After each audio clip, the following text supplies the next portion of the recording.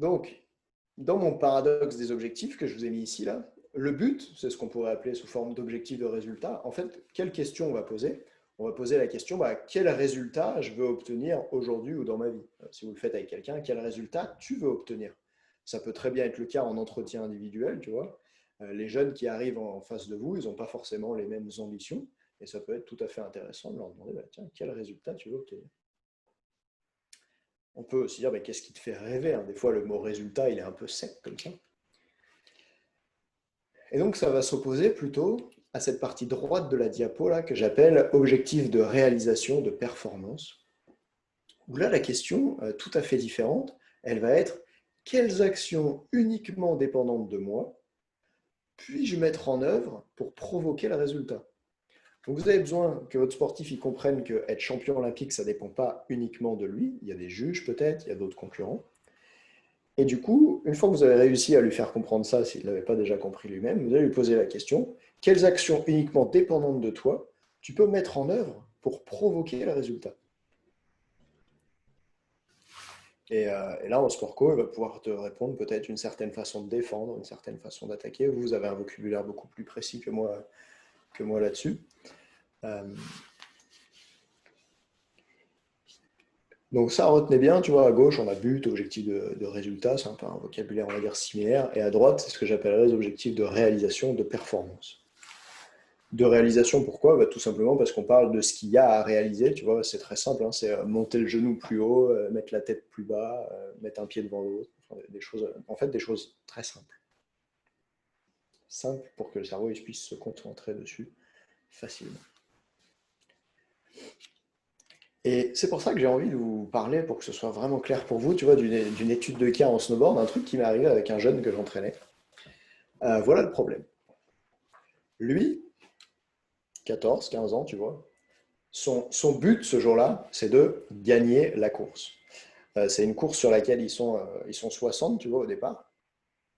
Et après, ils partent par run dans sa catégorie, c'était par run de 4 en même temps. Le but, c'est d'être le premier à franchir la ligne d'arrivée en bas. Donc tu passes les épreuves qualificatives les unes à la suite des autres jusqu'à arriver peut-être en finale. Si à chaque fois tu es dans les 2 premiers sur 4, tu passes au tour suivant, etc. Je ne sais pas si vous connaissez un peu le border cross, le système, ça marche un peu comme le BMX, etc. Ouais, ok. Donc ce jeune-là, il se passe un truc super intéressant pour lui, tu vois, il arrive sur la course, et lui, son rêve ce jour-là, c'est de gagner la course. C'est ça qu'il veut.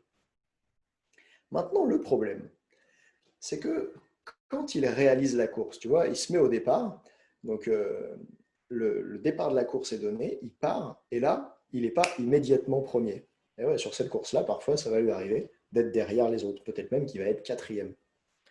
Mais la course, elle n'est pas finie. On sait très bien en border cross que tu peux partir quatrième et finir premier, tu vois, il y a plein de rebondissements. Sauf que dans sa tête, comme il est branché uniquement sur l'objectif de résultat, il est branché sur je veux être premier, je veux être premier, je veux être premier, je veux être premier. Alors, à chaque instant de la course, à chacun des mètres qui passent et qui le rapprochent de la ligne d'arrivée, il est en train d'échouer ce jeu-là. À chacun des mètres qui passent, il n'est pas en train d'atteindre son objectif. Puisque son objectif de résultat, c'est je veux gagner la course, je veux gagner la course, je veux gagner la course. Il n'a que ça en tête et il envoie sans arrêt pendant la course un signal négatif à son cerveau qui s'aperçoit qu'il n'est pas en train d'atteindre son objectif. C'est pour ça qu'on a bossé ensemble sur les objectifs de réalisation et quelque chose qui l'a beaucoup aidé, tu vois, c'est avant la course, il se répète la course, il peut même le visualiser les yeux fermés, et je lui demande qu'est-ce qu'il y a à faire à chaque instant de la course. On est vraiment, tu vois, dans le faire, pas dans l'obtenir.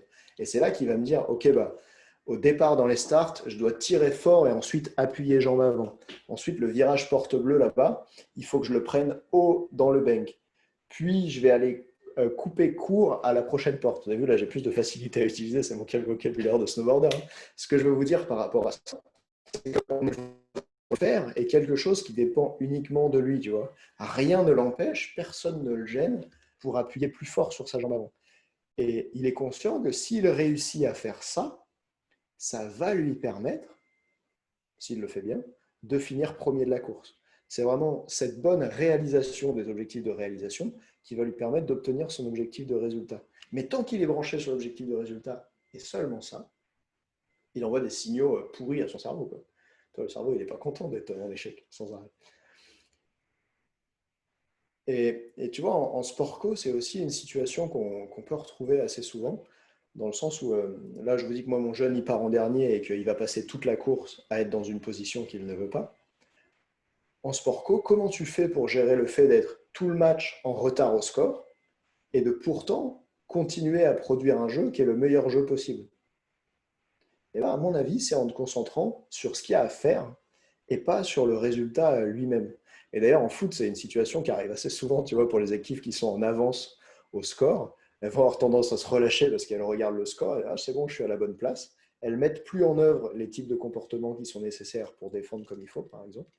Et après, on sait ce qui se passe. Est-ce que c'est clair pour vous cette histoire d'objectif?